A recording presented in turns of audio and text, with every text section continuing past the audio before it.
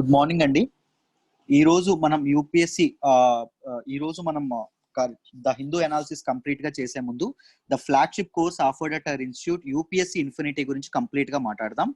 UPSC infinity is the flagship course offered at our institute అండి. It is the premium course offered at our institute. It comes with lifetime validity.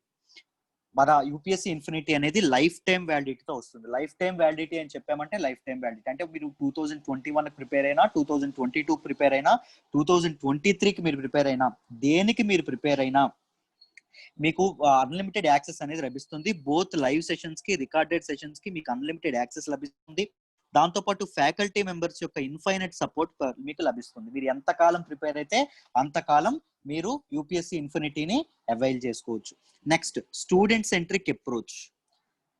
మీరు UPSC ఇన్ఫినిటీలో join అయ్యే ముందు పలానా NCERTs చదవాలి, లేకపోతే పలానా reference books చదవాలని అపోహలు మీకు ఉంటాయి. కానీ ఏమీ అక్కర్లేదండి. యూపీఎస్సి ఇన్ఫినిటీలో మీరు జాయిన్ అయితే we teach absolutely from scratch. మేము పునాదుల నుంచి, లోతుల నుంచి ప్రతి ఒక్కరికి అర్థమయ్యే విధంగా మీకు చెప్పడం అనేది జరుగుతుంది. పూర్తి అడ్వాన్స్డ్ లెవెల్ వరకు మిమ్మల్ని తీసుకెళ్లే పూర్తి బాధ్యత మాది. Right. Next, daily mains answer writing practice. UPSC preparation లో మెయిన్స్ ఆన్సర్ రైటింగ్ ప్రాక్టీస్ అనేది ఎంత కీ రోల్ ప్లే చేస్తుందో మనందరికీ తెలుసు. సో మీరు జాయిన్ అయిన మొదటి రోజు నుంచే మీకు మెయిన్స్ ఆన్సర్ రైటింగ్ ప్రాక్టీస్ అనేది చేపిస్తాం. మీరు రాసిన ఆన్సర్స్ కి రెస్పెక్టివ్ ఫ్యాకల్టీ మెంబర్స్ ఎవరైతే ఉంటారో వాళ్ళు కరెక్షన్స్ చేసి ఎప్పటికప్పుడు కన్స్ట్రక్టివ్ ఫీడ్బ్యాక్ అనేది మీకు ఇవ్వడం అనేది జరుగుతుంది. So that you can improve your skills in mains answer writing అండి. మెయిన్స్ ఆన్సర్ రైటింగ్ లో మీరు ఇంప్రూవ్ చేసుకోవచ్చు మీ స్కిల్స్ ని. Lowest fee in the country. మేము సగర్వంగా చెప్తాం, గర్వంగా చెప్తాం ఏంటంటే మేము ఆఫర్ చేసే క్వాలిటీకి, మా క్వాలిటీకి ఇంత తక్కువ ఫీజు ఎవ్వరు ఇవ్వలేరండి. రైట్. ఇంత తక్కువ ఫీజు అనేది ఎవరు ఇవ్వలేరు. Fee is only just 50,000 rupees. 50,000 రూపాయలు మాత్రమే. జిఎస్ పేపర్ మొత్తం, జిఎస్ పేపర్ అన్ని కవర్ అవుతాయి, జిఎస్ పేపర్స్ అన్ని కవర్ అవుతాయి. దాంతో పాటు సిసాట్ కూడా కవర్ అవ్వడం అనేది జరుగుతుంది. రైట్. 50,000 రూపాయలు కూడా ఒక్కసారి కట్టి జాయిన్ అవ్వాలా సార్ అంటే అక్కర్లేదు. మొత్తం 5 ఇన్స్టాల్మెంట్లో మీరు కట్టుకోవచ్చు. 10,000 చొప్పున, నెలకి 10,000 చొప్పున 5 ఇన్స్టాల్మెంట్లో మీరు కట్టుకుని యూపీఎస్సి ఇన్ఫినిటీలో జాయిన్ అవ్వచ్చు. రైట్. లేదు సార్ నేను ఇన్స్టాల్మెంట్స్ కట్టను అంటే 50,000 కాస్త 40,000 రూపాయలు మాత్రమే అయిపోతుంది. 40,000 రూపీస్ మాత్రమే మీకు యూపీఎస్సి ఇన్ఫినిటీ అనేది వస్తుంది. Next, bundled with APPSC, TSPSC, IBPS, SSC. ఒకవేళ మీరు యూపీఎస్సి ప్రిపరేషన్ మధ్యలో ఏపీపీఎస్సి కానీ, టీఎస్పీఎస్సి కానీ, ఐబీపీఎస్ కానీ, ఎస్ఎస్సి నోటిఫికేషన్ కానీ ఏదైనా మీకు పడింది అనుకోండి, ఇన్ కేసు ఆ ఎక్స్ట్రా సిలబస్ కోసం మీరు వేరే ఇన్స్టిట్యూట్ పరిగెత్తనక్కర్లేదు. ఆ ఎక్స్ట్రా సిలబస్ కూడా మా ఇన్స్టిట్యూట్ లోనే ఫ్రీగా కవర్ చేయడం అనేది జరుగుతుంది. రూపాయి కూడా మీరు ఎక్స్ట్రా కట్టనక్కర్లేదు. మళ్ళీ మళ్ళీ చెప్తున్నాను, యూపీఎస్సి ఇన్ఫినిటీ కోర్స్ అనేది lifetime validity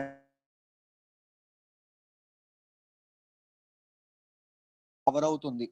mains answer writing practice చేపిస్తాము, బేసిక్స్ నుంచి చెప్తాము. లోయెస్ట్ ఫీ కంట్రీలో చూసుకుంటే మీరు చాలా చాలా లోయెస్ట్ ఫీ ఇక్కడే. దాంతోపాటు మీకు అన్లిమిటెడ్ గ్రాండ్ టెస్టులు లభిస్తాయి, అన్లిమిటెడ్ మాక్ టెస్టులు కూడా లభిస్తాయి. ఎప్పటికప్పుడే గ్రాండ్ టెస్టులు, మాక్ టెస్టులు పెడతాం. వీక్లీ, డైలీ కరెంట్ అఫైర్స్ మీద కరెంట్ అఫైర్స్ సెషన్స్ ఉంటాయి. కరెంట్ అఫైర్స్ క్విజెస్ కూడా డైలీ ఉంటాయి. ఏమైనా డౌట్స్ ఉంటే సురేష్ సార్ నెంబర్ కాంటాక్ట్ చేసి మీరు మీ డౌట్స్ అనేవి క్లారిఫై చేసుకోవచ్చు. I hope it is clear. మన ఇన్స్టిట్యూట్ లో ఆఫర్ చేసే కోర్సెస్ గురించి టక్టక్గా చెప్పుకుందాం. చూడండి, యూపీఎస్సి ఇన్ఫినిటీ కోర్స్ అండి 50,000 రూపీస్ కి వస్తుంది. ఎన్ని ఇన్స్టాల్మెంట్లు అని చెప్పామో 5 ఇన్స్టాల్మెంట్స్ లో కట్టొచ్చు. లేదు ఇన్స్టాల్మెంట్లు మాకు వద్దు సార్ అంటే 50,000 కాస్త ఎంత అయిపోతుంది, 40,000 రూపీస్ కే వస్తుంది సింగిల్ పేమెంట్ చేస్తే. రైట్. పబ్లిక్ అడ్మినిస్ట్రేషన్ ఆప్షనల్ అనే సురేష్ సారే చెప్తారు స్వయంగా. 20,000 రూపీస్ 2 ఇన్స్టాల్మెంట్స్ లో మీరు కట్టొచ్చు. UPSC infinity and public administration మొత్తం 70,000 అవుతుందిగా. కానీ 70,000 రెండూ కలిపి తీసుకుంటే 70,000 కాకుండా 60,000కే ఇస్తున్నాము. 6 ఇన్స్టాల్మెంట్ లో, 6 ఇన్స్టాల్మెంట్స్ లో మీరు కట్టొచ్చు. యూపీఎస్సి సబ్జెక్ట్ స్పెసిఫిక్ కోర్సెస్ 7,000 రూపాయలకే మీకు వస్తున్నాయి. అంటే మీకు ఒకవేళ పాలిటీ అనేది ఇబ్బంది పెడుతుంది అనుకోండి, ఎకానమీ అనేది భయపడుతుంది అనుకోండి, హిస్టరీ అర్థం కావట్లేదు అనుకోండి, లేకపోతే జాగ్రఫీ అనేది మీరు కన్ఫ్యూజ్ అవుతున్నారు అనుకోండి, ఎథిక్స్ కొద్దిగా ఇబ్బందిగా ఉందనుకోండి, మీరు ఏదైనా ఒక సబ్జెక్ట్ అయినా తీసుకోవచ్చు. సింగిల్ సబ్జెక్ట్ తీసుకోవచ్చు. సింగిల్ సబ్జెక్ట్ తీసుకుంటే 7,000. సింగిల్ సబ్జెక్ట్ కూడా లైఫ్ టైం వ్యాలిడిటీతో వస్తుంది. మీరు ఎన్నాళ్ళు వినాలనుకుంటే క్లాసెస్ అన్నాళ్ళు మీరు వినొచ్చు, లైఫ్ టైం వ్యాలిడిటీతో వినొచ్చు అని మేము చెప్తున్నాం. Right. Bank infinity 5000, bank SSC RRB infinity అనేది 7000కి వస్తుంది. ఇంగ్లీష్ ఇన్ఫినిటీ అనేది ఎక్కువ మంది తీసుకున్న కోర్సు మనది, సురేష్ సారే స్వయానా చెప్తారు 2000 రూపీస్కి వస్తుంది. క్వాంట్ ఇన్ఫినిటీ అనేది కూడా 2000 రూపీస్కి వస్తుంది. అన్ని కోర్సెస్ మన ఇన్స్టిట్యూట్ లో లైఫ్ టైం వ్యాలిడిటీ. ఇన్ఫైనట్ అంటే లైఫ్ టైం వ్యాలిడిటీ, ఎన్నాళ్ళు ప్రిపేర్ అయితే అన్నాళ్ళు వస్తుంది. ఒకవేళ subjects courses UPSC subject specific courses తీసుకున్నారు అనుకోండి, ఇన్ కేసు మీకు కాంప్లిమెంటరీగా మెయిన్స్ ఆన్సర్ రైటింగ్ ప్రాక్టీస్ చేపిస్తాము. దాంతో పాటు టెస్ట్లకి మాక్ టెస్ట్లకి మీకు కాంప్లిమెంటరీ యాక్సెస్ అనేది మీకు లభిస్తుంది. రైట్. సో ఈ ఆఫర్ అనేది వాటిని ఉపయోగించుకోండి. UPSC Infinity is the best thing that has been offered in the market now. So ఉపయోగించుకోండి. ఏమైనా డౌట్స్ ఉంటే సురేష్ సార్ నెంబర్ కి కాంటాక్ట్ చేయండి. కాంటాక్ట్ చేసి మీకు ఏమైనా డౌట్స్ ఉంటే వాటిని క్లారిఫై చేసుకోండి. ఈ రోజు కరెంట్ అఫైర్స్ ఫస్ట్ ఆర్టికల్లోకి వెళ్దాం. చూడండి, ఈ రోజు కరెంట్ అఫైర్స్ ఫస్ట్ ఆర్టికల్ వచ్చేసి India Pak trade charges at SAARC and CICA meets అని చెప్పి ఒక ఆర్టికల్ వచ్చింది. దీనిలో మన హిందూ పేపర్ ఫస్ట్ పేజ్ లోనే రావడం అనేది జరిగింది. దీన్ని మనము GS paper 2 international relations and Indian neighbourhood ఏదైతే ఉంటుందో దానిలో మనం మాట్లాడుకుంటాం సిలబస్ పాయింట్ ఆఫ్ వ్యూలో. రైట్. అయితే ఎగ్జామ్ పాయింట్ ఆఫ్ వ్యూలో ఇది మనకి ఏం ఇంపార్టెంట్, అసలు ఏం జరిగిందో చూద్దాం. చూడండి, ఫస్ట్ సార్క్ సిఐసిఏ ఈ రెండింటి గురించి మనం డీటెయిల్డ్ గా తెలుసుకోవాలండి.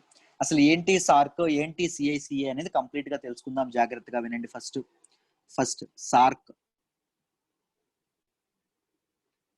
సార్క్ అంటే ఏంటి అంటే, సార్క్ ఫుల్ ఫామ్ ఏంటి అంటే the south Asian association for regional cooperation. Right. The south Asian association for regional cooperation అండి. రైట్. ఇది ఎప్పుడు ఇది చేశారు అంటే, ఎస్టాబ్లిష్ చేశారంటే 1985 లో ఎస్టాబ్లిష్ చేయడం అనేది జరిగింది.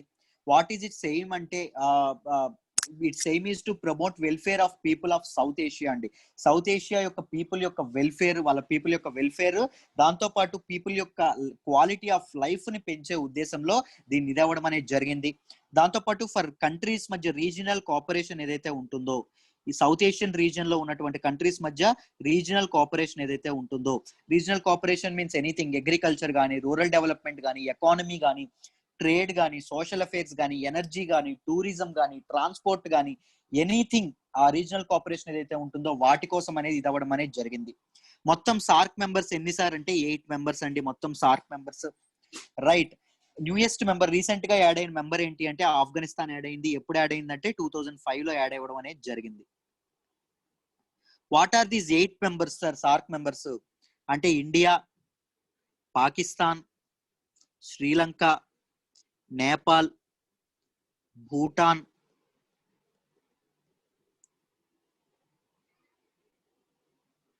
మాల్దీవ్స్, బంగ్లాదేశ్, ఆఫ్ఘనిస్తాన్.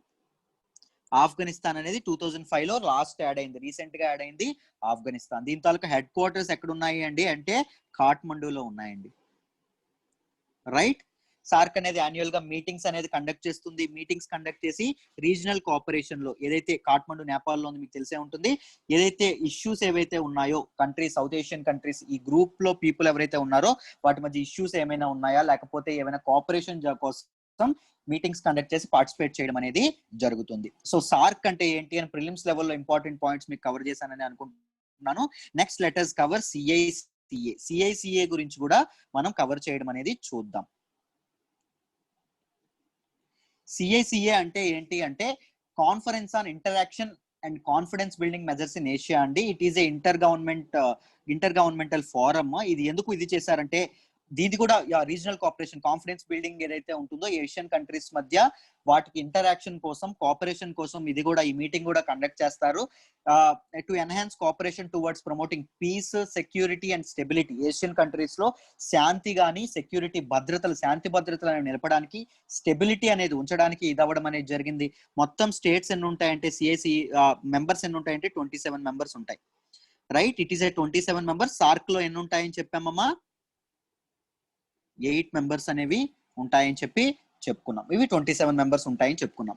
అయితే న్యూస్ లోకి ఇది ఎందుకు వచ్చిందంటే, రీసెంట్ గా సార్క్ సిఐసిఏ మీటింగ్స్ అనేవి జరిగినాయి.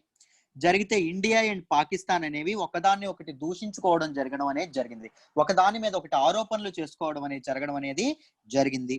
రైట్. ఫస్ట్ మన Indian external affairs minister Jaishankar గారు ఏమన్నారంటే, all SAARC members should collectively resolve to defeat scourge of terrorism. Terrorism ని సమర్థవంతంగా ఎదుర్కోవాలి. దాంతో పాటు టెర్రరిజం కి ఏవైతే సపోర్ట్ చేస్తున్న ఫోర్సెస్ ఏవైతే ఉన్నాయో వాటిని ఎంకరేజ్ చేయకూడదు. రైట్. టెర్రరిజం నర్చర్ చేస్తున్నటువంటి, సపోర్ట్ చేస్తున్నటువంటి, ఎంకరేజ్ చేస్తున్నటువంటి ఏవైతే ఫోర్సెస్ ఉన్నాయో వాటిని ఇది చేయకూడదు. పొటెన్షియల్ గా కలెక్టివ్ గా మనందరం కొలాబరేట్ అయ్యి టెర్రరిజం అనే దాన్ని ఎదుర్కోవాలి అని చెప్పడం అనేది జరిగింది. This is an indirect clear criticism to Pakistan. Right. Pakistan అనేది ఎక్కువగా ప్రో టెర్రరిస్ట్ యాక్టివిటీస్ అనేది సపోర్ట్ చేస్తూ ఉంటుంది. Pakistan government cross border terrorism అనే దాన్ని సపోర్ట్ చేస్తూ ఉంటది ఎక్కువగా అనేది పాకిస్తాన్. రైట్. దాంతో పాటు ఇప్పుడు పాకిస్తాన్ ఏం చెప్పింది అంటే, పాకిస్తాన్ తిరిగి ఏం చెప్పిందంటే ఒక డీటెయిల్ స్టేట్మెంట్ ఇచ్చిందండి. On the resolution of long standing disputes. ఎప్పటి నుంచో కొన్ని డిస్ప్యూట్స్ అనేవి ఉండిపోయినాయి.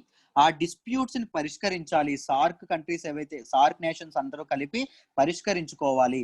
వాట్ ఆర్ దోస్ డిస్ప్యూట్స్ అంటే, జమ్మూ కాశ్మీర్ ఇష్యూ లేవనెత్తింది. దాంతో పాటు అబాలిషన్ ఆఫ్ ఆర్టికల్ 317 ఎవరైతే మా ఇండియన్ గవర్నమెంట్ అబాలిష్ చేసిందో దాని గురించి లేవనెత్తడం అనేది జరిగింది. దాంతో పాటు కాశ్మీర్ లో జరుగుతున్నటువంటి హ్యూమన్ రైట్స్ వైలేషన్ జరుగుతుంది కాశ్మీర్ లో. సో కాశ్మీర్ లోంచి కూడా, కాశ్మీర్ ప్రజలను కూడా కాపాడాలి ఇండియన్ గవర్నమెంట్ చేతుల్లోంచి అని చెప్పి ఇండియన్ గవర్నమెంట్ మీద స్టేట్మెంట్స్ పాస్ చేయడం అనేది పాకిస్తాన్ గవర్నమెంట్ జరిగింది. ఇది ఫస్ట్ టైం కాదు. ఏ మీటింగ్ లో, చాలా మీటింగ్స్ లో కూడా ఇండియా పాకిస్తాన్ అనేవి ఒకదాన్ని ఒకటి దూషించుకోవడం అనేది జరుగుతూ వస్తుంది. అది మనందరికీ తెలుసు.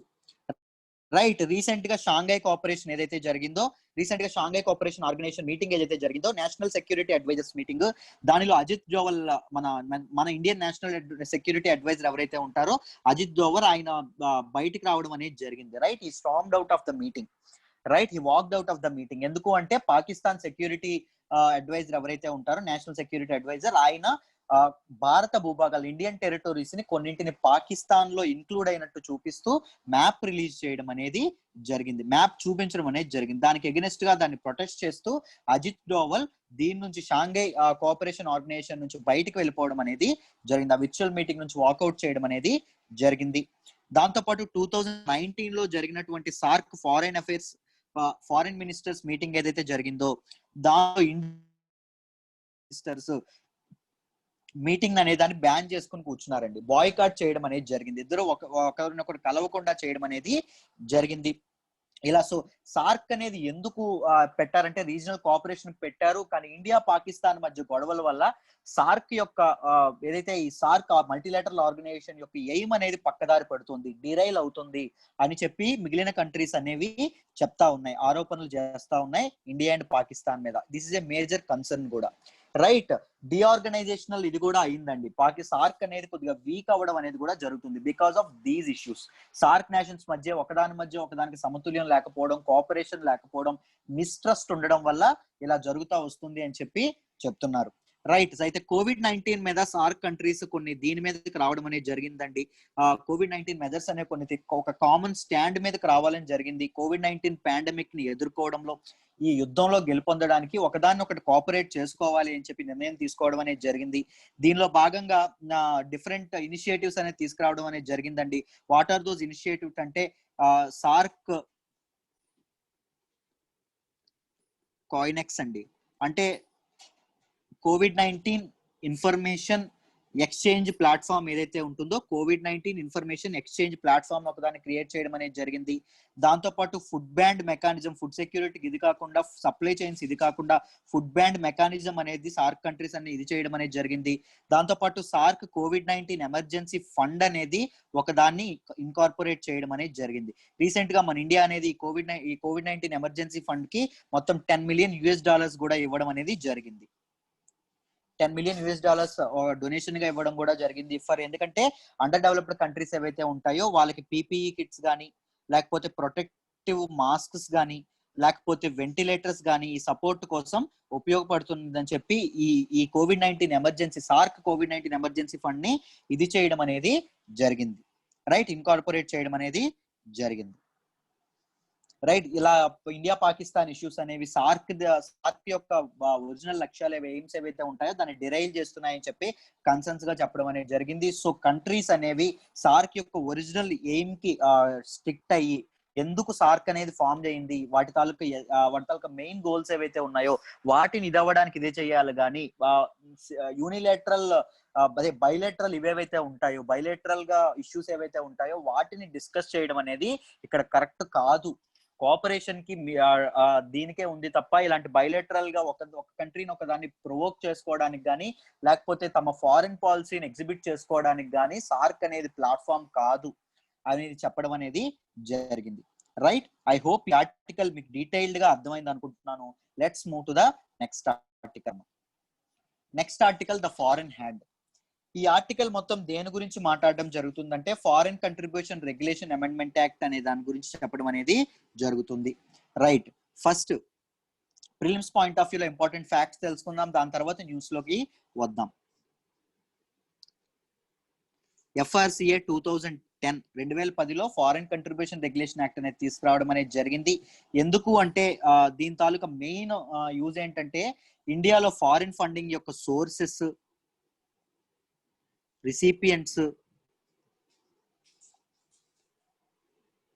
స్పెండింగ్ ఈ మూడింటిని రెగ్యులేట్ చేయడానికి, అంటే ఫారిన్ కంట్రిబ్యూషన్స్ ఫారిన్ డొనేషన్స్ ఎక్కడి నుంచి వస్తున్నాయి, ఫారిన్ డొనేషన్స్ ని ఎవరు తీసుకుంటున్నారు, ఆ ఫారిన్ డొనేషన్ ని ఏ పని కోసం ఖర్చు పెడుతున్నారు, ఎందుకోసం ఖర్చు పెడుతున్నారు, ఈ మొత్తం ప్రాసెస్ ని రెగ్యులేట్ చేసేది యాక్ట్ ఏంటి అంటే ఫారిన్ రెగ్యులేషన్ కంట్రిబ్యూషన్ యాక్ట్ అండి. It comes under the ministry of home ministry అండి. Comes under the ministry of home affairs కిందకి, comes under the preview of home affairs కిందకి రావడం అనేది జరిగింది. రైట్. హోమ్ అఫేర్స్ ఏదైనా ఎన్జిఓ కానీ ఏదైనా ఆర్గనైజేషన్ కానీ ఫారిన్ డొనేషన్స్ తీసుకోవాలంటే మినిస్ట్రీ ఆఫ్ హోమ్ అఫేర్స్ దగ్గరికి వెళ్ళి ఆర్గనైజేషన్ రిజిస్టర్ చేసుకోవాలి. రిజిస్టర్ చేసుకోకుండా తీసుకోకూడదా సార్ డబ్బుల్ని అంటే తీసుకోవచ్చు, కానీ మాక్సిమం 25,000 వరకే ఎలో చేస్తారు, దానికంటే ఎక్కువ ఫారిన్ డొనేషన్ ని తీసుకోకూడదు. రైట్. ఆర్గనైజేషన్ అనేది ఎవ్రీ 5 years కి మినిస్ట్రీ ఆఫ్ హోమ్ అఫైర్స్ దగ్గర రిజిస్టర్ చేసుకోవాలి under the act of FRCA. Right. ఇది తీసుకురావడం అనేది జరిగింది. దీన్ని మనం ఈ ఆర్టికల్ ని మనం GS paper 2 government policies and interventions లో భాగంగా చదువుకుంటామండి. ఓకేనా? నేను ఫస్ట్ లో చెప్దాం అనుకున్నాను, మర్చిపోయాను. ఫైన్. అయితే చూడండి, ఎడిటోరియల్ చాలా డీటెయిల్ గా కన్సర్న్స్ కానీ ఇవన్నీ మాట్లాడడం అనేది జరిగింది. ఇప్పుడు ఏం తీసుకొచ్చారంటే ఈ FRCA బిల్ ఏదైతే ఉందో దానికి అమెండ్మెంట్ అనేది తీసుకురావడం అనేది జరిగింది. దీనికి అమెండ్మెంట్ అనేది తీసుకురావడం అనేది జరిగింది, ఒక సవరణ అనేది దీనికి చేయడం అనేది జరిగింది. What are the other provisions included అంటే first prohibition to accept foreign contributions అండి. కొంతమంది ఫారిన్ కంట్రిబ్యూషన్స్ అనేవి తీసుకోకూడదు అని చెప్పడం అనేది జరిగింది. ఎవరు సార్ ఎవరు తీసుకోకూడదు అంటే పబ్లిక్ సర్వెంట్స్, గవర్నమెంట్ ఇన్స్టిట్యూషన్స్ లో ఎవరైతే ప్రభుత్వ ఉద్యోగులు ఎవరైతే ఉంటారో, లేకపోతే గవర్నమెంట్ అండర్ లో ప్రివ్యూలో ఉన్నటువంటి కార్పొరేషన్స్ ఏవైతే ఉంటాయో కార్పొరేషన్స్ లో పనిచేసే స్టేక్ హోల్డర్స్ కూడా తీసుకోకూడదు ఫారిన్ డొనేషన్స్ ని. ఇప్పటికే 2010 FRCA 2010 ఎవరిని తీసుకోకుండా చెప్తుందంటే ఎలక్షన్ లో పోటీ చేసే వాళ్ళు తీసుకోకూడదు, జడ్జెస్ తీసుకోకూడదు, ఇంకా పొలిటికల్ పార్టీస్ ఏవైతే ఉంటాయో అవి తీసుకోకూడదు అని చెప్పడం అనేది FRCA చెప్పడం అనేది జరిగింది. నెక్స్ట్ సెకండ్ ప్రొవిజన్ ఏం తీసుకొచ్చారు అంటే ట్రాన్స్ఫర్ ఆఫ్ ఫారిన్ కంట్రిబ్యూషన్స్ ఏవైతే ఉంటాయో అవి చేయకూడదు. ఏ పర్సన్ కి transfer of foreign contribution to any person చేయకూడదు.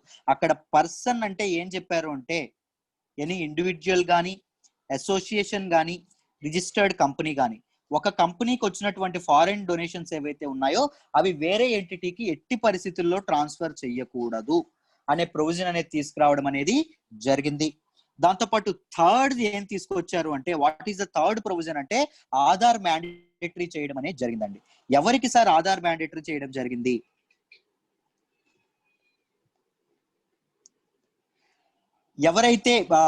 ఎవరైతే ఎన్జిఓస్ యొక్క ఆఫీస్ బేరర్స్ ఉంటారో అంటే చైర్మన్స్ కానీ, డైరెక్టర్స్ కానీ, లేకపోతే మెయిన్ పొజిషన్స్ లో ఆఫీస్ బేరర్స్ ఎవరైతే ఉంటారో, మెయిన్ స్టేక్ హోల్డర్స్ ఎవరైతే ఉంటారో వాళ్ళ తాలూకా ఆధార్ అనేది మ్యాండేటరీ చేయాలి, ఆధార్ రిజిస్ట్రేషన్ వాళ్ళకి తప్పకుండా ఉండాలని చెప్పడం అనేది జరిగింది.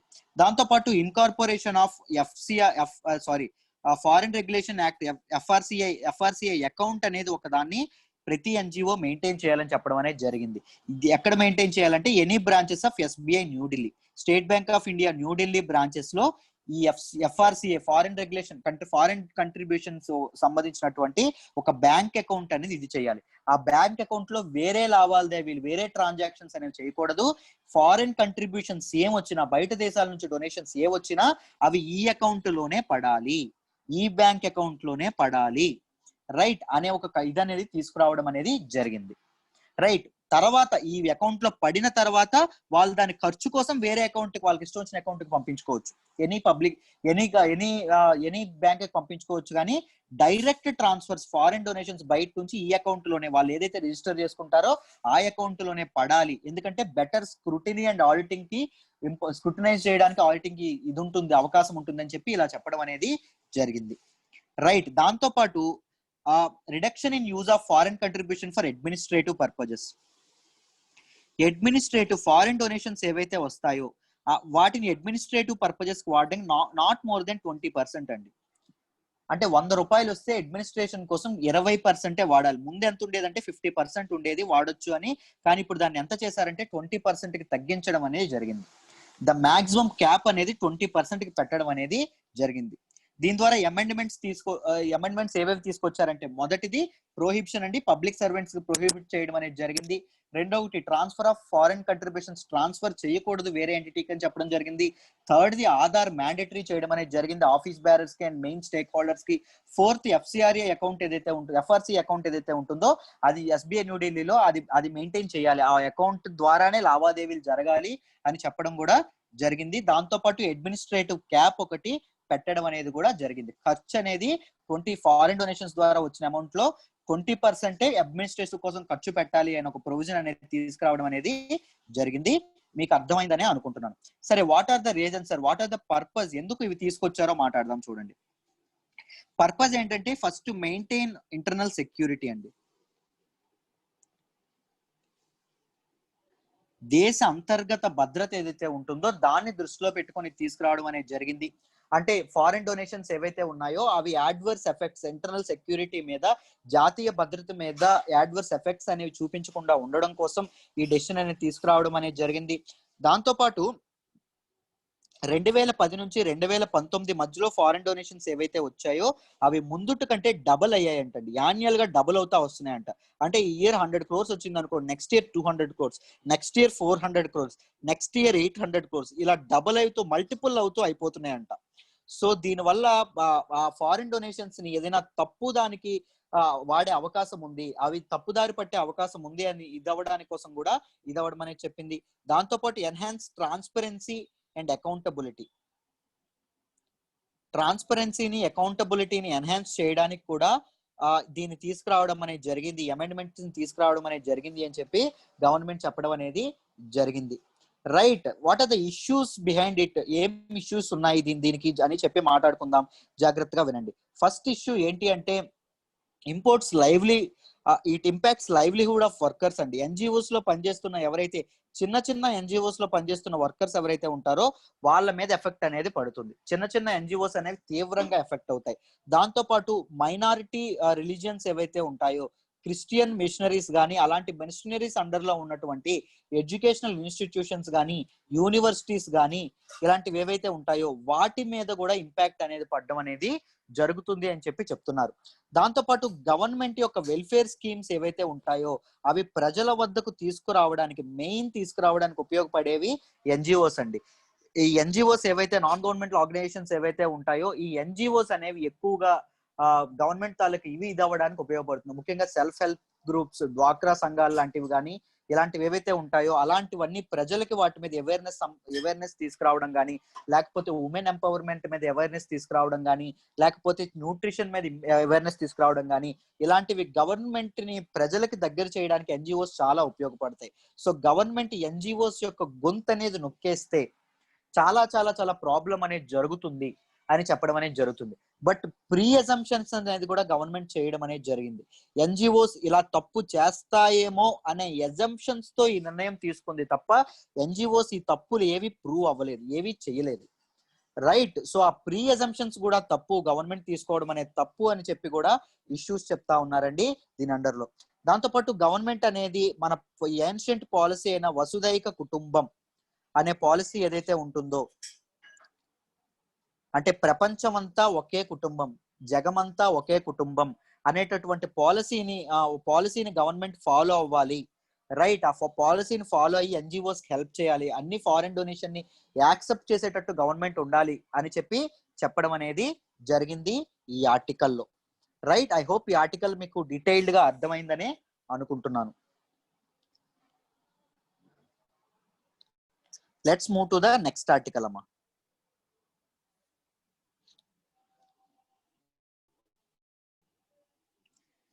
ఎన్విరాన్మెంటలిజం ఎట్ ద కోర్. ఇది ఎన్విరాన్మెంట్, దీని గురించి మనం మాట్లాడతాం. ఎన్విరాన్మెంట్ అండ్ కన్జర్వేషన్ గురించి జిఎస్ పేపర్ 3లో మనం మాట్లాడతామండి.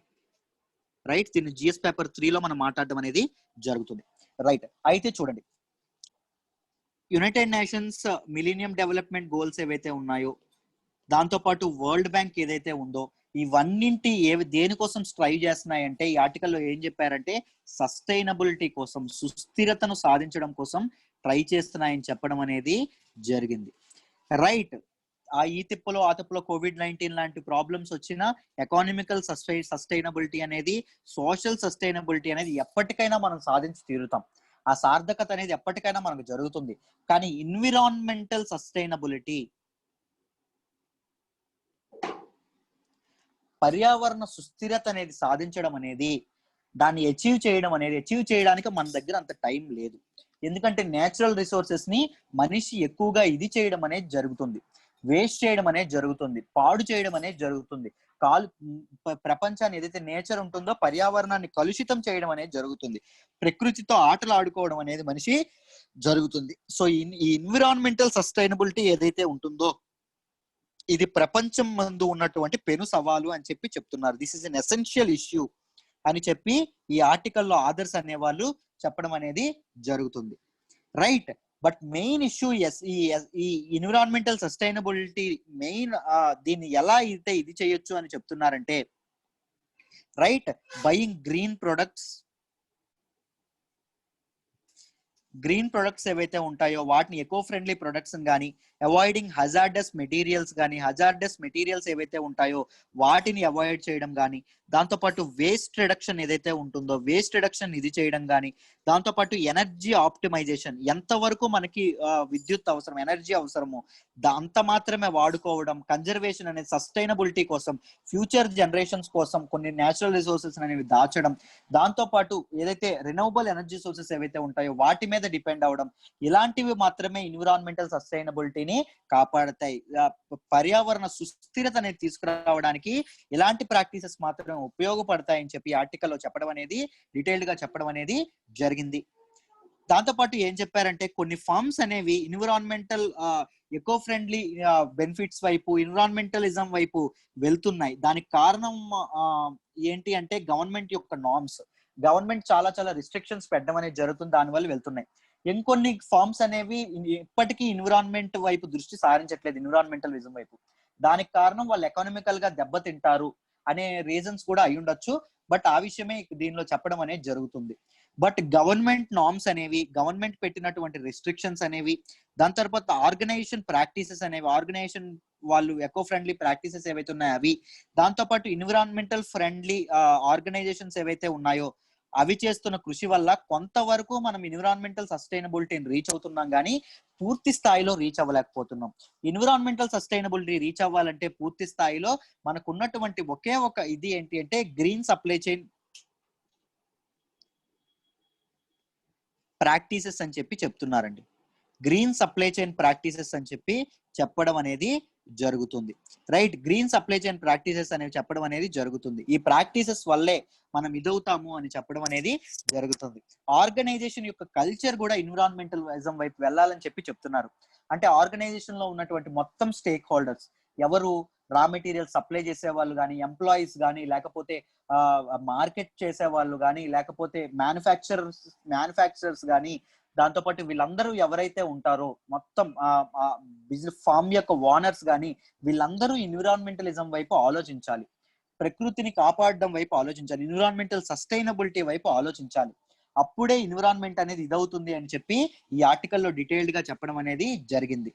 ఎన్విరాన్మెంటలైజేషన్ ఒక పాజిటివ్ ఇంపాక్ట్స్ అనే వెంటనే కనిపించకపోయినా లాంగ్ టర్మ్ లో తప్పకుండా కనిపిస్తాయి, లాంగ్ రన్ లో మాత్రం తప్పకుండా కనిపిస్తాయి అని చెప్పి చెప్పారండి. లాంగ్ రన్ లో తప్పకుండా కనిపిస్తాయి ఎన్విరాన్మెంటలైజేషన్ తాలూకా ఇది అని చెప్పడం అనేది జరిగింది. Right, different players and stakeholders involve అయినప్పుడే, వాళ్ళ నుంచి విల్లింగ్నెస్ ఉన్నప్పుడే, ఒక ఫోర్స్డ్ గా ఒక నార్మ్స్ ఏవైతే ఉంటాయో నార్మ్స్ ఉంటేనే చేస్తాము లేకపోతే లేదు అలాంటి మైండ్ సెట్ ఉన్నంత కాలం ఇదవ్వదు. ఫోర్స్డ్ గా కాకుండా వాళ్ళ విల్లింగ్నెస్ తో ఎన్విరాన్మెంట్ వైపు వాళ్ళు పరుగులు పెడితే, ఎన్విరాన్మెంట్ వైపు వాళ్ళు మొగ్గు చూపిస్తే అప్పుడే పర్యావరణ పరిరక్షణ అనేది జరుగుతుంది. ఎన్విరాన్మెంటల్ సస్టైనబిలిటీ అనేది, పర్యావరణ సుస్థిరత అనేది సాధ్యపడుతుందని చెప్పడం అనేది జరిగింది. దాంతోపాటు లింక్స్ అని కూడా ఇక్కడ చెప్పడం అనేది జరిగిందండి. దేని మధ్య అంట చూడండి, గ్రీన్ సప్లై చైన్ ప్రాక్టీసెస్ మధ్య, కార్పొరేట్ ఎన్విరాన్మెంటల్ పెర్ఫార్మెన్స్ మధ్య, కార్పొరేట్ ఎకానమిక్ పెర్ఫార్మెన్స్ మధ్య. అంటే సప్లై చైన్ ప్రాక్టీసెస్ ఫార్మ్స్ ఏవైతే ఉంటాయో మీరు చెప్పినట్టు సప్లై చైన్ ప్రాక్టీసెస్ చేస్తాయి కరెక్టే. సప్లై చైన్ ప్రాక్టీసెస్ తో పాటు ఏం చేయాలి, ఎకనామిక్ పెర్ఫార్మెన్స్ కూడా బాగుండాలి. ఎకనామిక్ పెర్ఫార్మెన్స్ బాగుంటే గ్రీన్ సప్లై చైన్ ప్రాక్టీసెస్ పాటిస్తారా? పాటించరు. ఎవరికైనా ఫస్ట్ ఏం కావాలి, ఏ ఆర్గనైజేషన్ కైనా డబ్బు కావాలి. సో గవర్నమెంట్ ఈ ఎకనామిక్ పెర్ఫార్మెన్స్ కూడా ఇదయ్యేటట్టు, ఆ లింకేజ్ కూడా ఫామ్ అయ్యేటట్టు పర్ఫెక్ట్ గా ఉంటేనే ఈ గ్రీన్ సప్లై చైన్ ప్రాక్టీసెస్ అనేవి సమర్థవంతంగా అవుతాయి. సో దట్ ఇట్ హెల్ప్ చేస్తుంది సొసైటీని కానీ ఎన్విరాన్మెంట్ ప్రొటెక్షన్ వైపు కానీ మొగ్గు చూపిస్తుంది అని చెప్పడం అనేది జరిగింది. Right, this is all about this article అండి, ఎన్విరాన్మెంటల్ ప్రొటెక్షన్ గురించి. ఐ హోప్ ఈ ఆర్టికల్ మీకు డీటెయిల్డ్ గా అర్థమైందనే అనుకుంటున్నాను. Let's move to the next article next. నెక్స్ట్ ఆర్టికల్ వచ్చేసి China cautious on G4 push for UNSC reforms. జాగ్రత్తగా వినండి, మీకు క్లియర్ గా అర్థమైపోతుంది.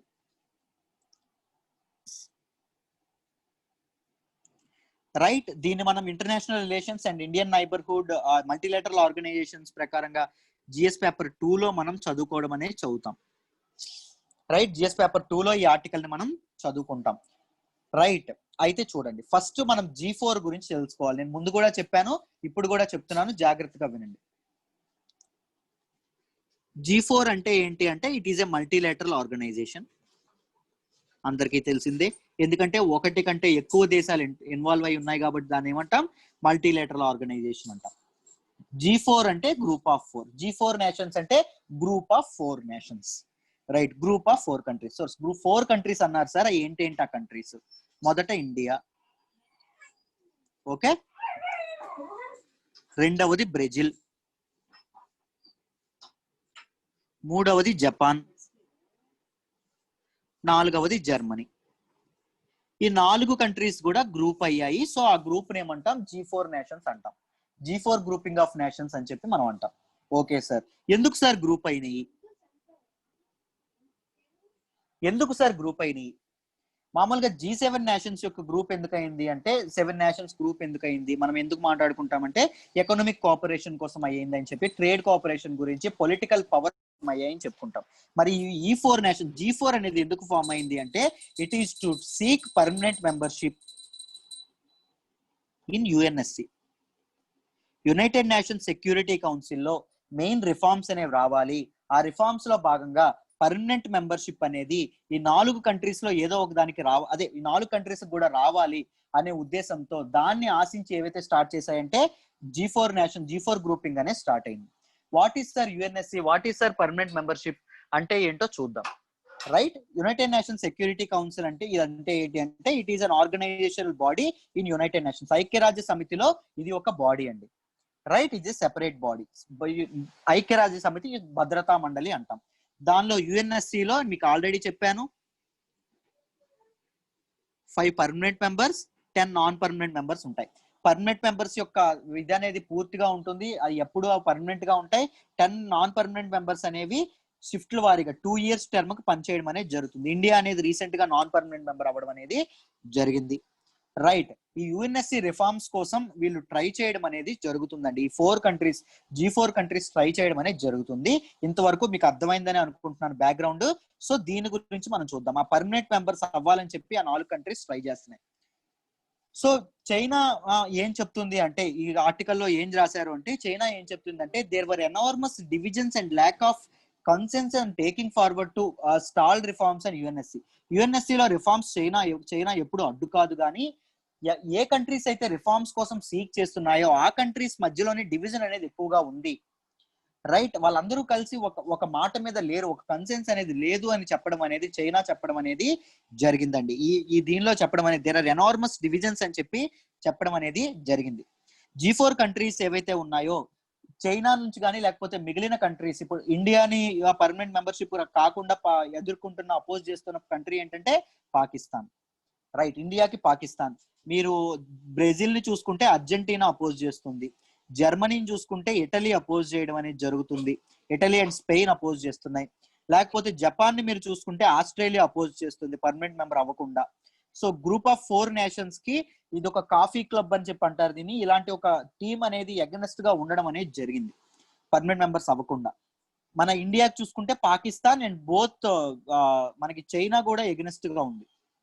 రైట్, చైనా కూడా పర్మనెంట్ మెంబర్షిప్ కి ఎగనెస్ట్ గా ఉండడం అనేది జరుగుతుంది. రైట్, సో ఈ దీని వల్ల ఈ గ్రూప్ ఆఫ్ 4 G4 నేషన్స్ అనేవి చాలా అసంతృప్తిగా ఉన్నాయండి, చాలా ఇబ్బంది పడుతూ ఉన్నాయి ఈ కంట్రీస్ తాలూకా చర్యల వల్ల. సో ఏం చెప్తున్నారంటే మేము టెక్స్ట్ బేస్డ్ నెగోషియేషన్స్ కి వెనకాడము అని చెప్పి ఈ గ్రూప్ ఆఫ్ G4 నేషన్స్ అనేవి చెప్తున్నాయి. What is text based negotiations sir అంటే, ఇప్పుడు చూడండి, మామూలుగా ఇప్పటి వరకు మాకు పర్మనెంట్ మెంబర్షిప్ కావాలి అని చెప్పి మాటల ద్వారా ఒప్పందమే జరుగుతుంది. ఇప్పుడు టెక్స్ట్ బేస్డ్ ఒప్పందం అయితే ఏం చెప్తుందంటే ఒక లీగల్ డాక్యుమెంట్స్ అనేవి మధ్యలోకి వస్తాయి, ఒక ఫార్మల్ టెక్స్ట్ అనేది వస్తుంది. రైట్, ఫార్మల్ ఇవి అనేది ఫారమ్స్ అనేవి రావడం అనేది ఫార్మల్ డాక్యుమెంట్స్ అనేవి కంట్రీస్ మధ్య రావడం అనేది జరుగుతుంది. దానికి మేము పుష్ చేస్తాం. ఈ టెక్స్ట్ బేస్డ్ నెగోషియేషన్స్ ఎందుకు పనికొస్తాయంటే these are mainly for reforms in యుఎన్ఎస్సిలో రిఫార్మ్స్ కోసం, మార్పుల కోసం ఇది టెక్స్ట్ బేస్డ్ నెగోషియేషన్స్ అనేవి పనిచేస్తాయి. దాంతో పాటు ఒక డెసిసివ్ పుష్ కూడా ఇద్దామని చెప్పి మేము అనుకుంటున్నామని చెప్పి చెప్పడం అనేది జరిగింది. రైట్, చెప్పడం అనేది జరిగింది. దాంతో పాటు మనం మాట్లాడుకుంటే చైనా ఏదైతే ఉందో, చైనాకి 3 out of 4 G4 నేషన్స్ లో 4 నేషన్స్ తో ఇబ్బంది ఉందండి. మనం G4 నేషన్స్ ఏం చెప్పాం? ఇండియా చెప్పాం, బ్రెజిల్ చెప్పాం, నెక్స్ట్ జర్మనీ చెప్పాం, జపాన్ చెప్పాం. ఇండియాకి చైనాకి ఎప్పటికీ పడదు.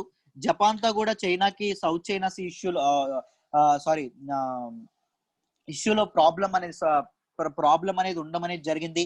నెక్స్ట్ జర్మనీ అనేది డెవలపింగ్ కంట్రీ కాదు కాబట్టి యుఎన్ఎస్సిలో పర్మనెంట్ మెంబర్షిప్ ఇవ్వమని చెప్పి చైనా చెప్తుంది. ఈ 4 కంట్రీస్ లో 3 కంట్రీస్ లో చైనాకి ఇబ్బంది ఉండడం వల్ల, చైనా అనేది యుఎన్ఎస్సిలో పర్మనెంట్ మెంబర్ అవ్వడం వల్ల, పర్మనెంట్ మెంబర్ కి వీటో పవర్ అనేది ఉండడం వల్ల ఇండియాకి మార్గం అనేది కష్టం అవుతుందండి. ఇండియా అనేది లోపలికి వెళ్ళడం అనేది ఇబ్బంది అవుతుంది అని చెప్పి చెప్తున్నారు. రైట్, ఐ హోప్ ఈ ఆర్టికల్ మీకు డీటెయిల్డ్ గా అర్థమైందనే అనుకుంటున్నాను.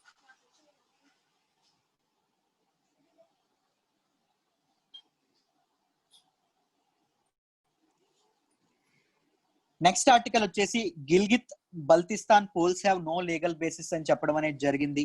దీన్ని కూడా మనం international relations and Indian neighbourhood GS paper 2 లో మనం మాట్లాడుకుంటాం. ఓకేనా, గిల్గిత్ బల్తిస్తాన్ పోల్స్ ఏవైతే ఉన్నాయో వాటికి లీగల్ బేసిస్ లేదు. రైట్ అని చెప్పి ఇండియా అనే చెప్తుంది. అసలు బ్యాక్గ్రౌండ్ ఏంటి, ఏం జరిగిందో చెప్తాను చూడండి.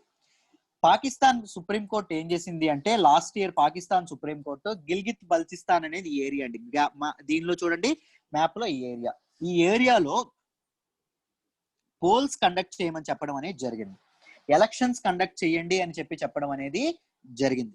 మీరు ఎలక్షన్స్ కండక్ట్ చేయొచ్చు అని చెప్పి సుప్రీంకోర్టు చెప్పడం అనేది జరిగింది. దానికి పాకిస్తాన్ గవర్నమెంట్ కూడా ప్రొవిన్షియల్ స్టేటస్ అనేది ఇస్తాము, ఏరియాకి గిల్గిత్ బల్జిస్తాన్ కి ప్రొవిన్షియల్ స్టేటస్ అనేది ఇస్తాము అని చెప్పి పాకిస్తాన్ చెప్పడం అనేది జరిగింది. పోల్స్ కండక్ట్ చేస్తాం, ప్రొవిన్షియల్ స్టేటస్ ఇస్తామని చెప్పి చెప్పడం అనేది జరిగింది. పాకిస్తాన్ లో మొత్తం ఎన్ని ప్రావిన్సెస్ ఉన్నాయంటే ప్రెజెంట్ 4 ప్రావిన్సులు ఉన్నాయండి. ఒకటి Balochistan, second Khyber Pakhtunkhwa, third Punjab, fourth Sindh. 4 ప్రావిన్సులు ఉన్నాయి. ఒక ఫెడరల్ టెరిటరీ ఉంది. ఆ ఫెడరల్ టెరిటరీ ఏంటంటే క్యాపిటల్ అయినటువంటి Islamabad. This is a federal territory. ఈ 5th ప్రావిన్స్ స్టేటస్ ఎవరికి ఇద్దాం అనుకుంటుందంటే గిల్గిత్ బల్తిస్తాన్ ఇద్దాం అనుకుంటుంది. కానీ గిల్గిత్ బల్తిస్తాన్ ఎవరి టెరిటరీ? మన ఇండియన్ టెరిటరీ. అది ఎక్కడుంది? పాకిస్తాన్ ఆక్యుపైడ్ కాశ్మీర్ లో ఉండడం అనేది జరిగింది. అయితే ఇండియన్ టెరిటరీ అయితే పాకిస్తాన్ ఎలా చెప్తుంది సార్? పాకిస్తాన్ ఎలా దానిలో పోల్స్ కండక్ట్ చేస్తుంది? అక్కడ ఎలక్షన్స్ ఎలా కండక్ట్ చేస్తుంది? అక్కడ ప్రొవిన్షియల్ స్టేటస్ ఇవ్వడానికి పాకిస్తాన్ ఎవరు మధ్యలో? అది మన భారత భూభాగం అయితే అని చెప్పి మీకు డౌట్స్ అయితే రావచ్చు. రైట్, దానినే ఇండియా అనేది ఎదుర్కొంటుంది. మా సావరెనిటీ, మా ప్రాంతాల్లోకి పాకిస్తాన్ జోక్యం చేసుకోవాల్సిన అవసరం లేదు. పాకిస్తాన్ మా సావరెనిటీ ఏదైతే ఉందో దీనికి పాకిస్తాన్ అనేది ఇంక్లూడ్ అవ్వకూడదు, జోక్యం చేసుకోకూడదు, ఇన్వాల్వ్ అవ్వకూడదు అని చెప్పడం అనేది జరిగింది. ఇప్పుడు గిల్గిత్ బల్తిస్తాన్ గురించి కొన్ని ఇంపార్టెంట్ పాయింట్స్ అనేవి తెలుసుకుందాం. ఇట్ ఈస్ నార్త్ లో బార్డర్ ఏంటంటే చైనా, సౌత్ లో బార్డర్ ఏంటంటే జమ్మూ కాశ్మీర్ అండ్ లడక్ అండి. ఓకేనా? సౌత్ వెస్ట్ లో జమ్మూ అండ్ కాశ్మీర్ అండ్ లడక్ ఉండడం అనేది జరిగింది. దాంతో పాటు దీని ఇంపార్టెంట్ ఏంటంటే geographical importance. World's polar regions కాకుండా 3 of the world's longest glaciers out side the polar regions ఎక్కడున్నాయి అంటే ఈ గిల్గిత్ బల్తిస్తాన్ ఏరియాలోనే ఉండడం అనేది జరిగింది. దాంతో పాటు చైనా నుంచి పాకిస్తాన్ మీదుగా ఏదైతే సిపెక్ ఉంటుందో, చైనా పాకిస్తాన్ ఎకానమిక్ కారిడార్ కూడా గిల్గిత్ బల్తిస్తాన్ నుండే పాస్ అవ్వడం అనేది జరుగుతుంది. ఇది 2019 నుంచి అటానమస్ ప్రావిన్స్ గా ఇదవడం అనేది జరుగుతుందండి. అటానమస్ రీజియన్ గా ఉండడం అనేది జరుగుతుంది, స్వతంత్ర పరిధిగా ఉండడం అనేది జరుగుతుంది. ఇండియా అనేది ఏం చెప్తుందంటే, పూర్వం మా దేశంలో ఉన్నటువంటి కాశ్మీర్ ఏదైతే ఉంటుందో, కాశ్మీర్ ప్రిన్స్లీ స్టేట్ ఏదైతే ఉందో, రైట్, కాశ్మీర్ రాజకుటుంబం ఏదైతే ఉంటుందో దానికి చెందిందే గిల్గిత్ అండ్ బల్తిస్తాన్ అని చెప్పి ఇండియా వాదిస్తుంది. లేదు గిల్గిత్ అండ్ బల్తిస్తాన్ మా టెరిటరీ అని చెప్పి పాకిస్తాన్ వాదించడం అనేది జరుగుతుంది. ఇండియా ఏం చెప్తుందంటే, గిల్గిత్ అండ్ బల్తిస్తాన్ ప్రాంతం ఏదైతే ఉంటుందో దానిలో మార్పులు చేయడానికి కానీ, దానిలో ఏదైనా నిర్ణయాలు తీసుకోవడానికి కానీ పాకిస్తాన్కి లీగల్ రైట్ లేదు అని ఇండియా అనేది చెప్పడం అనేది జరుగుతుంది. రైట్, దాంతో పాటు India undivided Jammu and Kashmir ఏదైతే ఉందో, జమ్మూ అండ్ కాశ్మీర్ లో గిల్గిత్ అండ్ బల్చిస్తాన్ కూడా ఒక పార్ట్ అని చెప్పి ఇండియా కూడా చెప్పడం అనేది జరుగుతుంది. దాంతో పాటు Jammu and Kashmir and Ladakh political map ఏదైతే ఉంటుందో, ఆర్టికల్ 370 దాన్ని అబాలిష్ చేసిన తర్వాత పొలిటికల్ మ్యాప్ ఏదైతే ఇది చేశారో దానిలో గిల్గిత్ అండ్ బల్చిస్తాన్ కూడా ఇండియా ఇంక్లూడ్ చేయడం అనేది జరిగింది. రైట్, ఐ హోప్ ఈ ఆర్టికల్ మీకు డీటెయిల్డ్ గా అర్థమైందని అనుకుంటున్నాను.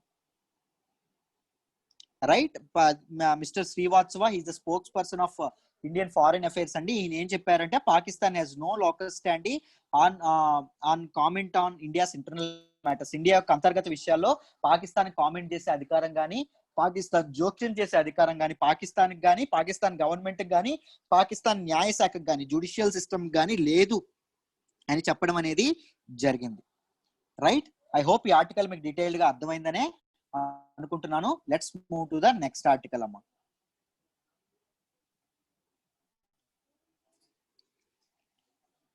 జ్ఞాన్పీఠ్ ప్రెజెంటెడ్ టు మలయాళం మహాకవి అక్కితం అనే ఆయన ఎవరైతే ఉన్నారో ఈయనకి జ్ఞానపీఠ్ అనేది ఇవ్వడం, జ్ఞానపీఠ్ అవార్డు ఇవ్వడం అనేది జరిగింది. దీన్ని మనం ఆర్ట్ అండ్ కల్చర్ లో GS1 పేపర్ లో GS1 లో చదువుకుంటామండి. సరే చూడండి, అసలు విషయం ఏంటి అడిగిందంటే,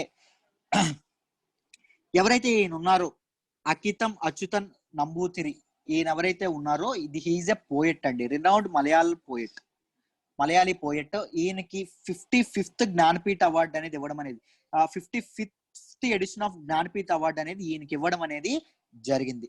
రైట్, దీనిలో భాగంగా జ్ఞానపీఠ్ అవార్డు గురించి ముందు మనం తెలుసుకుందాం.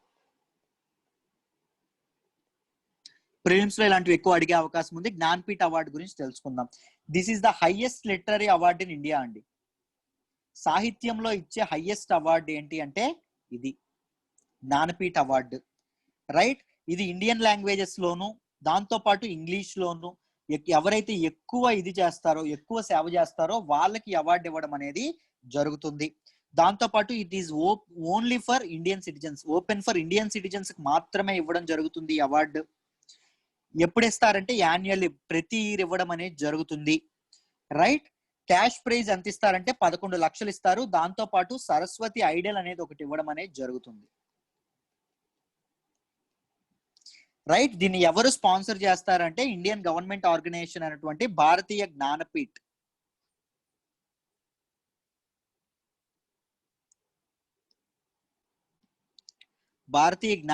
సంఘం ఏదైతే ఉంటుందో వాళ్ళు ఇది చేయడం అనేది జరుగుతుంది. These are the important points for Jnanpith గురించి, ఇంపార్టెంట్ పాయింట్స్ ప్రిలిమ్స్ లెవెల్. 2009 లో ఎవరికి వచ్చింది అంటే అమితాబ్ ఘోష్కు రావడం అనేది జరిగిందండి. 54th వన్ ఎవరికి వచ్చిందంటే అమితాబ్ ఘోష్కు రావడం అనేది జరిగింది. హీఈస్ ఎ English language writer. First English language లో రైటర్ కి ఫస్ట్ వచ్చిన అవార్డు ఎవరికి అంటే అమితాబ్ ఘోష్కు రావడం అనేది జరిగింది. Right, this is the important points about Jnanpith award. ఇప్పుడు ఈయన గురించి, పోయెట్ గురించి ఎవరైతే ఉన్నారో, అచ్యుతం నంబూతిరి ఎవరైతే ఉన్నారో ఆ పోయెట్ గురించి తెలుసుకుందాం, జాగ్రత్తగా వినండి. మలయాళం లిటరేచర్ లో, మలయాళం పోయెట్స్ లో జ్ఞానపీఠ్ అవార్డు అందుకున్నటువంటి 6th పోయెట్ ఎవరు అంటే ఈయన అండి, Achyutam Namboothiri. Is the 6th poet. ఈయన మలయాళం పోయెట్రీలోకి మోడర్నైజేషన్ తీసుకురావడం అనేది జరిగింది.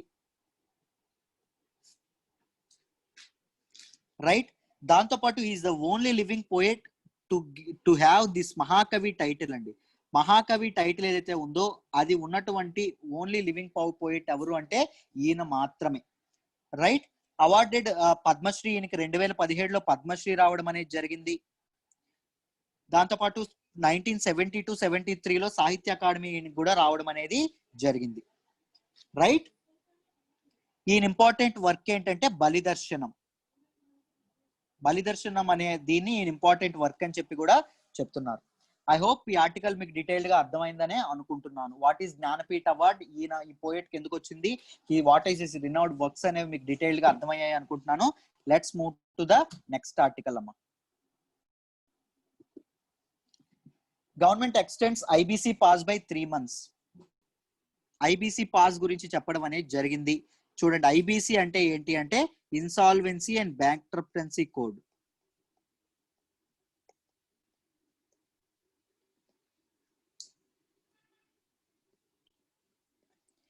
దీన్ని గవర్నమెంట్ అనేది 3 months పాజ్ చేయడం అనేది జరిగిందండి. రైట్, 3 నెలలు ఇది చేయడం అనేది జరిగింది గవర్నమెంట్.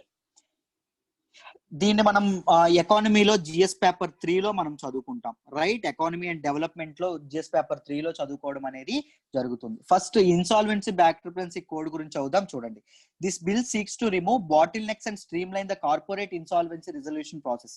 కార్పొరేట్ ఇన్సాల్వెన్సీ ప్రాసెస్ ఏదైతే ఉంటుందో అది ఎలా చేయాలి అని గైడ్ లైన్స్ ఫ్రేమ్ చేసింది ఐబీసీ. ఎవరైతే డిఫాల్టెడ్ కంపెనీస్ ఉంటాయో, అంటే అప్పు తిరిగి కట్టలేనటువంటి కానీ అప్పు తిరిగి చెల్లించినటువంటి కానీ కంపెనీస్ ఎవరైతే ఉంటారో వాళ్ళ మీద ఇన్సాల్వెన్సీ చార్జెస్ ఏవైతే ఉంటాయో, ప్రొసీడింగ్స్ ఎలా తీసుకోవాలని చెప్పేది ఇన్సాల్వెన్సీ అండ్ బ్యాంక్రప్టెన్సీ కోడ్ అండి. దీనిలో రీసెంట్ గా ఏం తెచ్చారు అంటే 2nd అమెండ్మెంట్ అనేది తీసుకురావడం అనేది జరిగింది. 2nd అమెండ్మెంట్ అనేసి 2వ సవరణ అనేది తీసుకురావడం అనేది జరిగింది.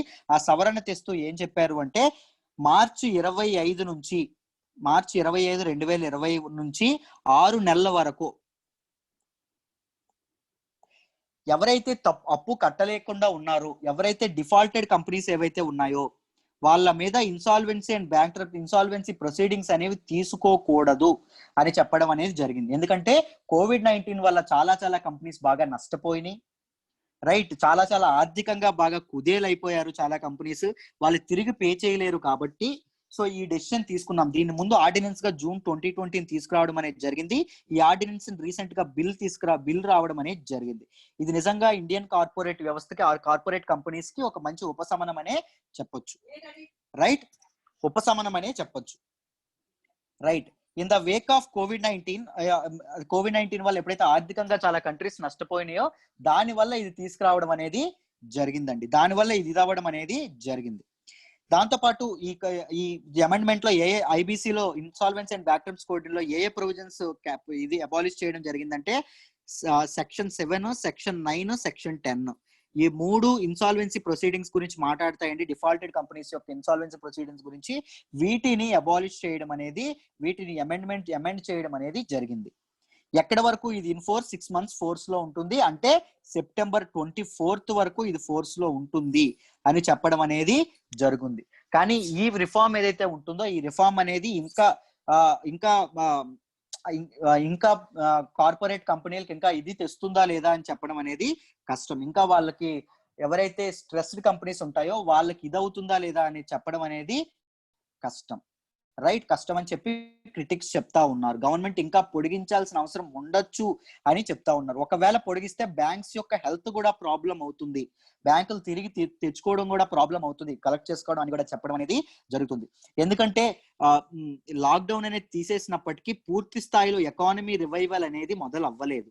రైట్, ఎకానమీ అనేది పాత పొజిషన్ కి ఇంకా రావడం అనేది జరగలేదు. మొత్తం అన్ని సెక్టార్స్ ఇంకా ఓపెన్ కాలేదు.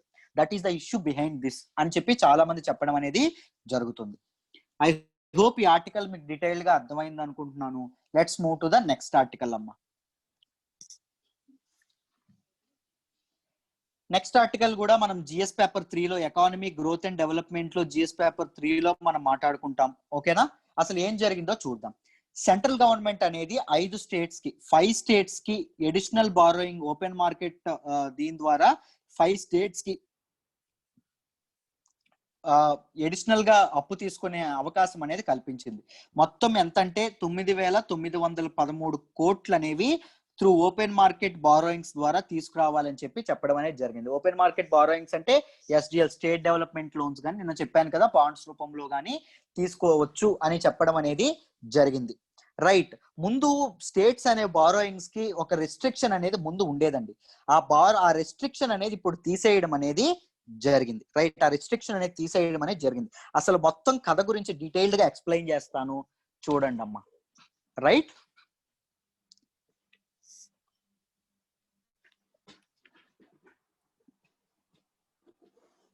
జాగ్రత్తగా వినండి, అర్థమైపోతుంది.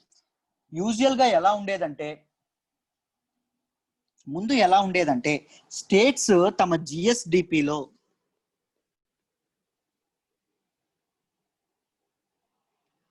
స్టేట్ యొక్క ఫిస్కల్ డెఫిసిట్ అప్ అనేది తమ జిఎస్డిపిలో 3% కంటే దాటకూడదు, నాట్ మోర్ దెన్ 3% ఉండాలి అని చెప్పి ఉండేదండి. ఓకేనా, 3% కంటే దాటి వెళ్ళకూడదు జిఎస్డిపిలో. అంటే గ్రాస్ స్టేట్ డొమెస్టిక్ ప్రొడక్ట్ అంటాం, రాష్ట్రం యొక్క ఆదాయం అనుకోండి, దానిలో 3% కంటే అప్పు ఉండకూడదు, ఫిస్కల్ డెఫిసిట్ అనేది ఉండకూడదు అని ఒక ముందు రూలింగ్ అనేది ఉండేది. కానీ ఇప్పుడు అన్ని ఈక్వేషన్స్ అనేవి, అన్ని సమీకరణాలు అనేవి కరోనా వైరస్ మార్చేసింది. COVID-19 వల్ల అన్ని మారిపోయినాయి. ఇప్పుడు మే 2020లో ఏం చెప్పారు అంటే ఒక ఆర్డినెన్స్ తీసుకొచ్చింది సెంట్రల్ గవర్నమెంట్. ఆర్డినెన్స్ ఏం చెప్పింది అంటే జిఎస్డిపిలో ఇప్పుడు 3% ఉంది కదా, దానికి ఇంకొక 2% ఎక్స్ట్రా తీసుకోవచ్చు స్టేట్స్, ఎందుకంటే ఆర్థిక ఇబ్బందుల్లో ఉన్నాయి కాబట్టి అని చెప్పడం అనేది గవర్నమెంట్ చెప్పింది. సెంట్రల్ గవర్నమెంట్ ఆ పర్మిషన్ అనేది స్టేట్ గవర్నమెంట్స్ కి ఇవ్వడం అనేది జరిగింది. ముందు ఎంత ఉండేదమ్మా జిఎస్డిపిలో ఫిస్కల్ డెఫిసిట్ అనేది 3% దాటకూడదని చెప్పింది. ఇప్పుడు ఏం చెప్పింది, +2% యాడ్ చేయడం అనేది చెప్పింది. కానీ 2% డైరెక్ట్ గా చెప్పిందా అంటే కాదు, కొన్ని క్లాజులు అనేది యాడ్ చేసింది. ఈ 2% లో జాగ్రత్తగా గుర్తుపెట్టుకోండి, క్లియర్ గా ఎక్స్ప్లెయిన్ చేస్తాను. ఈ 2% లో 1% ఎప్పుడు తీసుకోవచ్చు అంటే సెంట్రల్ గవర్నమెంట్ చెప్పినటువంటి 4 రిఫార్మ్స్ అనేవి మీరు ఇంప్లిమెంట్ చేస్తేనే మీకు 1% వస్తుంది. ఆ రిఫార్మ్స్ ఏంటి అంటే 1 నేషన్ 1 రేషన్ కార్డ్ సిస్టమ్, ఇంకా ఈజ్ ఆఫ్ డూయింగ్ బిజినెస్ ఏదైతే ఉందో అది రిఫార్మ్స్, దాంతోపాటు urban local body and utility reforms, దాంతోపాటు పవర్ సెక్టర్ రిఫార్మ్స్ ఏవైతే ఉన్నాయో అవి. ఒక్కొక్క దానికి 0.25% ఇస్తామని చెప్పి చెప్పడం అనేది జరిగింది. మీకు అర్థమవుతుందనే అనుకుంటున్నాను. అంటే సపోజ్ స్టేట్ గవర్నమెంట్స్ రెండింటికే ఒప్పుకున్నాయి అనుకోండి, 0.25, 0.5% ఎక్స్ట్రా మీరు తీసుకోవచ్చు లోన్. మూడింటికి ఒప్పుకుంది అనుకోండి 0.25, 0.75% అనేది ఇది అవ్వడం అనేది జరుగుతుంది. 4గింటికి ఒప్పుకుంటే 4%, ఒకదానికి ఒప్పుకుంటే 0.25% పెరగడం అనేది జరుగుతుంది. 1% అలా షేర్ చేసింది.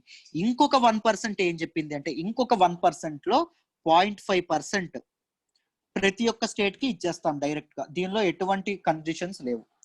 ఇంకొక 0.5% ఎవరికి ఇస్తాము అంటే ఈ 4గింటిలో ఏవైతే ఏ స్టేట్స్ అయితే ఎనీ 3 రిఫార్మ్స్ ఇంప్లిమెంట్ చేస్తాయో, 3 రిఫార్మ్స్ ఇంప్లిమెంట్ చేస్తాయో వాళ్ళకి ఇంకొక 0.5 ఛాన్స్ ఇస్తాం. 0.5% అప్పు తీసుకునేలాగా మేము ఇది ఇస్తామని చెప్పి సెంట్రల్ గవర్నమెంట్ కండిషన్ అనేది పెట్టడం అనేది జరిగింది. రైట్, ఇప్పుడు ఈ 5 స్టేట్స్ కి పర్మిషన్ అనేది గవర్నమెంట్ ఇచ్చింది. ఎందుకంటే ఈ 1 నేషన్ 1 రేషన్ కార్డ్ ఏదైతే ఉందో దానికి 5 స్టేట్స్ అంగీకరించాయి. ఆ 5 స్టేట్స్ ఏంటి అంటే ఏపీ, ఆంధ్రప్రదేశ్, తెలంగాణ, గోవా, కర్ణాటక అండ్ త్రిపుర అండి. ఈ 5 స్టేట్లు అప్పు తీసుకోవడానికి ముందుకు రావడం అనేది జరిగింది. ఎందుకు అంటే ఈ one nation one ration card reforms ఏవైతే ఉందో దీన్ని ఇంప్లిమెంట్ చేయడానికి ఈ స్టేట్స్ ఓకే చెప్పాయి. రైట్, మీకు ఎలా డిస్ట్రిబ్యూట్ చేశారో మీకు అర్థమైందని అనుకుంటున్నాను డీటెయిల్డ్ గా. ముందు 3% ఉండేది, అది 2% అవ్వడం అనేది జరిగింది. రైట్, ఆ 2% లో 1% ఎలా పెట్టారంటే 4 రిఫార్మ్స్ కి డిస్ట్రిబ్యూట్ చేయడం అనేది జరిగింది. వాట్ ఆర్ దోస్ 4 రిఫార్మ్స్ అంటే one nation one ration card system, is of doing business system, దాంతో పాటు urban local body and utility reform system, దాంతో పాటు పవర్ సెక్టార్ రిఫార్మ్స్. ఒక్కొక్క దానికి 0.25% అనేది రావడం అనేది జరుగుతుంది అడిషనల్ గా. మొత్తం 4 కలిపి ఎంత అవుతుందమ్మా అంటే 1% అవుతుంది. 4.25 1%. ఇంకొక 0.5% డైరెక్ట్ గా స్టేట్స్ కి ఇవ్వడం అనేది జరుగుతుంది. స్టేట్స్ పర్మిషన్ ఇవ్వడం అనేది జరిగింది.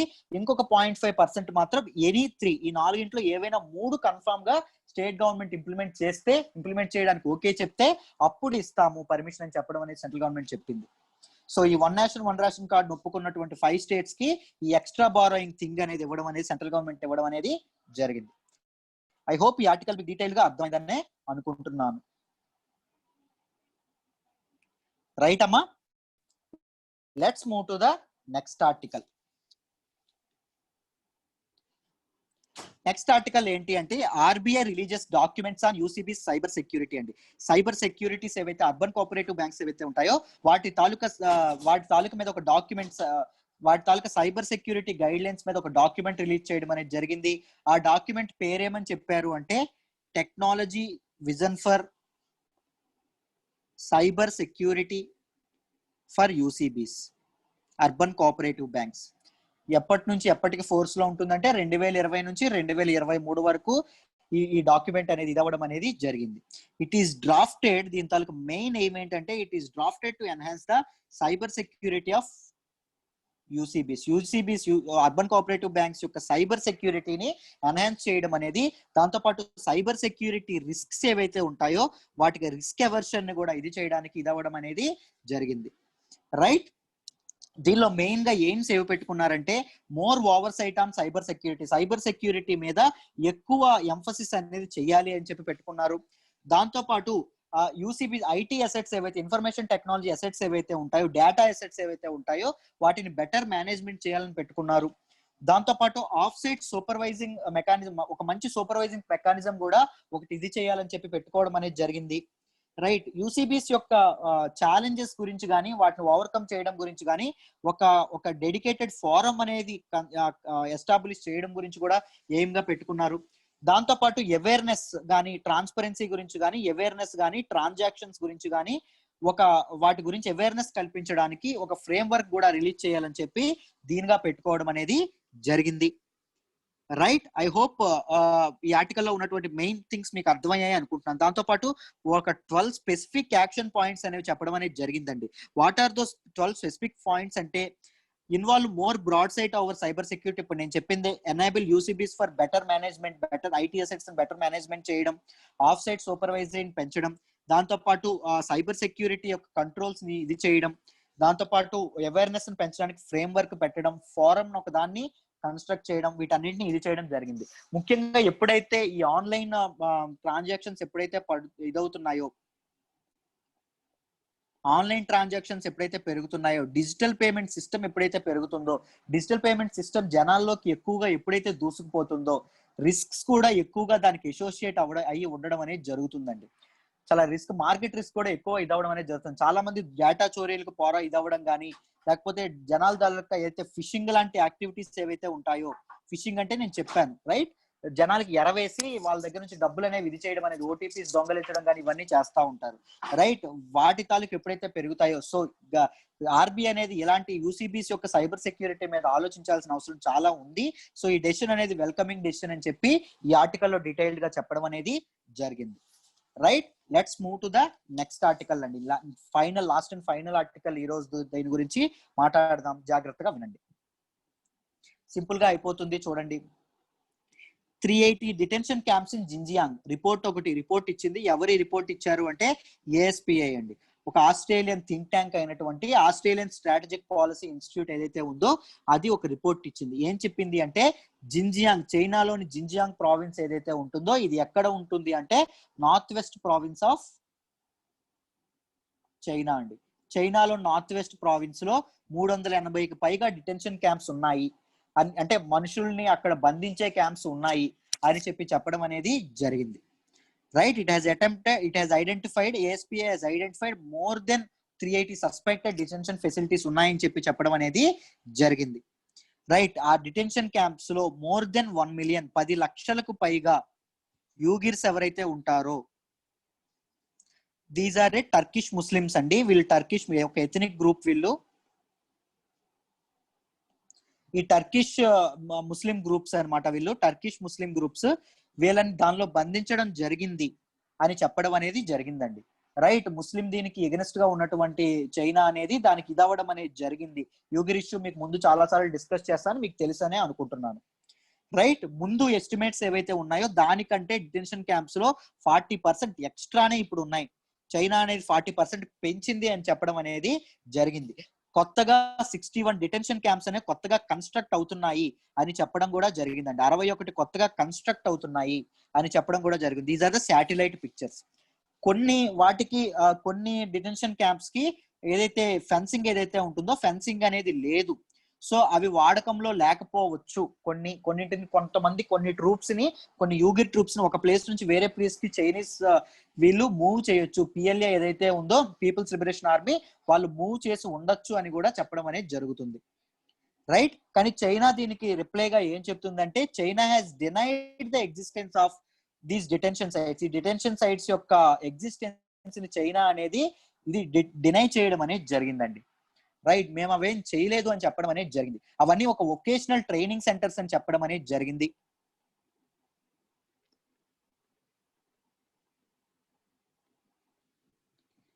ఎక్స్ట్రీమిజం ఏదైతే ఉంటుందో, ఉగ్రవాదం ఏదైతే ఉంటుందో, టెర్రరిజం అంటే ఉగ్రవాదం, ఎక్స్ట్రీమిజం ఏదైతే ఉంటుందో ఆ ఎక్స్ట్రీమిస్ట్ పీపుల్ ఎవరైతే ఉంటారో, అతివాదులు ఎవరైతే ఉంటారో వాళ్ళ తాలూకా చర్యల్ని కౌంటర్ చేయడానికి మేము ఒక వొకేషనల్ ట్రైనింగ్ సెంటర్స్ పెట్టాం తప్ప those are not detention camps అని చెప్పడం అనేది జరిగింది.